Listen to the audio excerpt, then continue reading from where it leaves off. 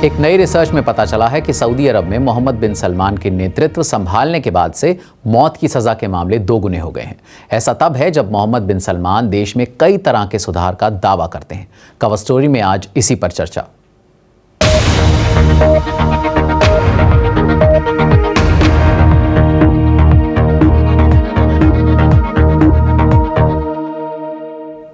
Reprieve group ने BBC के साथ एक रिपोर्ट साझा की है, जिससे पता चलता है कि सऊदी अरब में अंतर्राष्ट्रीय कानूनों का उल्लंघन करते हुए अपेक्षाकृत कम गंभीर मामलों में भी मौत की सजा दी जा रही है। देखिए बीबीसी संवाददाता कैरोलिन हाउली की ये रिपोर्ट। पिछले कुछ सालों में सऊदी अरब में जितने लोगों को मौत की सजा दी गई है, ये उनमें से कुछ लोगों की तस्वीरें हैं। लोगों को गुड बाय कहने का मौका भी नहीं दिया जा रहा। पिछले साल एक दिन में 81 लोगों को मौत की सजा दी गई। सऊदी अरब के आधुनिक इतिहास की माने तो अब तक का सबसे बड़ा आंकड़ा। मौत की सजा पाने वालों में मुस्तफा अल खयात भी शामिल थे। यहाँ वो अपने भतीजे अहमद के साथ दिख रहे हैं और ये तस्वीर जर्मनी की है, जहाँ अहमद अपने पिता और भाई के साथ शरणार्थी के तौर पर रह रहा है। यासर ने साल 2014 में अपने भाई की गिरफ्तारी के बाद परिवार समेत सऊदी अरब छोड़ दिया। यासर ने हमें परिवार की मुस्तफा से हुई आखिरी बातचीत की रिकॉर्डिंग सुनाई। तब उन्होंने जेल से अपनी मां को कॉल किया था। यासर का कहना है कि जब वो जेल में पहली बार अपने भाई से मिले थे तो टॉर्चर के बाद मुस्तफा मुश्किल से खड़े हो पा रहे थे। यासर का कहना है कि जब दर्जनों दूसरे लोगों के साथ मुस्तफा को मौत की सजा दी गई, उस वक्त वे उनकी सजा के खिलाफ अपील करने की कोशिश कर रहे थे। उन्होंने उनकी जान ही नहीं ली, उन्हें जानबूझकर बदनाम भी किया गया। उन पर ऐसे ऐसे आरोप लगाए गए जो उन्होंने किए भी नहीं थे। उनके शव भी वापस नहीं किए गए। हमें तो ये भी नहीं पता कि उन्हें ठीक से दफनाया भी गया या नहीं। उनके परिवारों के लिए ये बड़ा सदमा है।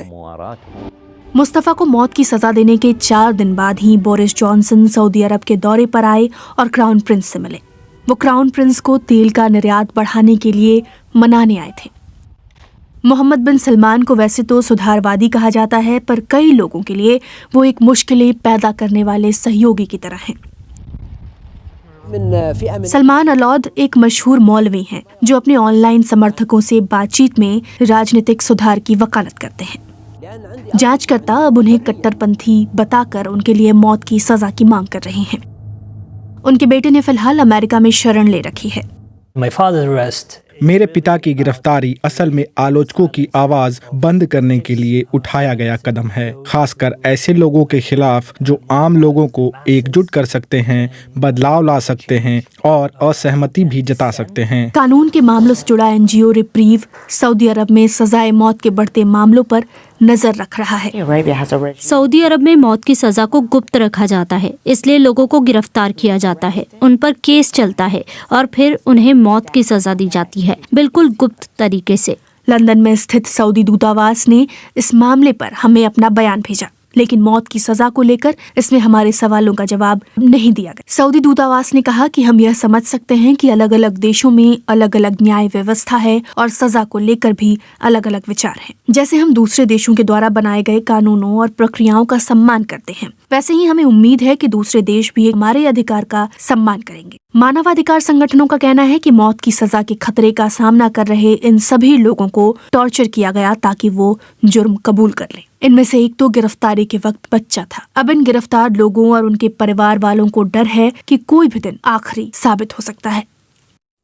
सत्ता में आने के बाद क्राउन प्रिंस मोहम्मद बिन सलमान ने सऊदी अरब को आधुनिक बनाने का वादा किया और साल 2018 में एक साक्षात्कार में इस ओर इशारा भी किया था कि उनके देश में कोशिश की जा रही है कि मौत की सज़ा कम से कम दी जाए। आंकड़े बताते हैं कि साल 2015 के बाद सऊदी अरब में मौत की सज़ा दिए जाने के मामले तेज़ी से बढ़े हैं, जैसा कि इस ग्राफ में नज़र आ रहा है। मौत की सज़ा देने के मामले में सऊदी अरब लगभग 5 साल तक दुनिया में सबसे अधिक बदनाम रहा है। इस दौरान सऊदी अरब को G20 की अध्यक्षता मिली और इसी दौरान कोविड महामारी भी शुरू हुई। बस इसी दौरान मौत की सज़ा का ग्राफ नीचे आया है। सऊदी अरब में बढ़ते मौत की सज़ा के मामलों पर संयुक्त राष्ट्र का क्या कहना है, यही जानना चाहा बीबीसी संवाददाता कैरोलिन हाउली ने। जब मैंने संयुक्त राष्ट्र से इस बारे में उनकी टिप्पणी जानना चाही तो यूएन ह्यूमन राइट्स ऑफिस ने हमारे लिए एक बयान जारी किया जिसमें कहा गया है कि सऊदी अरब में मौत की सजा के बढ़ते मामलों पर उन्हें बेहद चिंता है। किशोर उम्र के अपराधियों को भी मौत की सजा दी जा रही है और ये सजा उन मामलों में भी दी जा रही है जिन्हें अंतर्राष्ट्रीय कानून के हिसाब से उतना गंभीर अपराध नहीं माना जाता है। इसी वजह से उन्हें चिंता है कि मौत की सजा का इस्तेमाल आवाज को दबाने के लिए भी किया जा रहा है, जो अंतर्राष्ट्रीय मानवाधिकार कानून का भी उल्लंघन है। ड्रग्स से जुड़े अपराधों के मुद्दे पर एक तरह से सहमति है कि अपराध बहुत ही अधिक गंभीर ना हो तो इसके लिए मौत की सजा नहीं दी जाएगी। लेकिन पिछले साल नवंबर में कई लोगों को मौत की सजा दी गई। तब 15 दिन के भीतर 17 लोगों को मार दिया गया और उस समय संयुक्त राष्ट्र ने इस पर बहुत खेद भी जताया था। मैंने जॉर्डन के एक ड्राइवर की बहन से बात की। वो ड्राइवर एक रईस सऊदी परिवार के लिए काम कर रहा था। उसे साल 2014 में गिरफ्तार किया गया था। उसे भी मौत की सजा सुनाई गई थी। उन्हें नहीं पता आगे उनका क्या होगा। वो एक तरह से अपनी अंतिम सांसें गिन रहे हैं। बहन ने बताया कि उनके भाई की सेल से बाहर निकाले गए लोग कभी वापस नहीं लौटे। उन्होंने बताया कि उनके भाई को भी बुरी तरह मारा पीटा गया। इन मामलों से जुड़े मानवाधिकार समूहों का कहना है कि पिछले साल दिसंबर में यमन के 2 लोगों को मौत की सजा दी गई थी। चिंता जताई जा रही है कि गुपचुप तरीके से भी मौत की सजा दी जा रही है।